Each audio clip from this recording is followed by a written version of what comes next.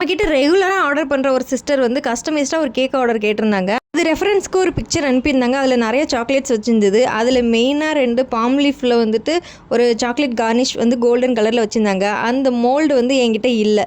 So அது என்னடா பண்ணுறது அப்படின்னா, சரி அட்வான்ஸாக சொல்லியிருந்தா கூட நம்ம வந்து ஆர்டர் போட்டு வாங்கியிருக்கலாம். பட் வந்து நாளைக்கு வேணும்னா இன்றைக்கி எனக்கு கால் பண்ணுறாங்க. ஸோ அவங்களுக்கு எப்படியாவது அதை பண்ணி கொடுத்துடணும் அப்படின்னு ஏதோ கொஞ்சம் எனக்கு தெரிஞ்ச கிராஃப்ட் ஒர்க் மாதிரி அந்த பாம் லீஃப் மாடலில் பட்டர் ஷீட்லேயே எனக்கு தெரிஞ்ச அளவுக்கு அந்த மாடலில் நான் எடுத்துக்கிட்டேன். ஓரளவு நல்லா தான் வந்திருந்தது. உங்களுக்கு பார்க்க எப்படி இருக்குன்னு சொல்லுங்கள். அதில் வந்து நிறையா சாக்லேட்ஸ் கார்னிஷிங் இருக்கனால நான் விதவிதமாக எல்லா மோல்டுலேயும் சாக்லேட்டை கரைச்சி ஊற்றி இந்த மாதிரி எடுத்துக்கிட்டேன். நான் கூட நினச்சேன் பரவாயில்ல நம்மக்கிட்ட மோல்டு இல்லைன்னாலும் பட்டர் பேப்பரில் கரெக்டாக அதே மாதிரி செஞ்சுட்டோமே அப்படின்னு ரொம்ப கர்வத்தோட சாக்லேட்லாம் அழகாக சந்தோஷமாக ஊற்றிக்கிட்டு இருந்தேன். ஆனால் பீனிங்லாம் நல்லா தான் இருக்குது, உங்ககிட்ட ஃபினிஷிங் சரியில்லைப்பா அப்படின்ற மாதிரி ஆயிடுச்சு. இந்த சாக்லேட்டை உடச்சி எடுக்கும்போது பெரிய அசம்பாவிதமே நடந்து போச்சு. அது என்னன்னு உங்களுக்கு நெக்ஸ்ட் வீடியோவில் சொல்கிறேன். வீடியோ பிடிச்சிருந்தா மறக்காம லைக்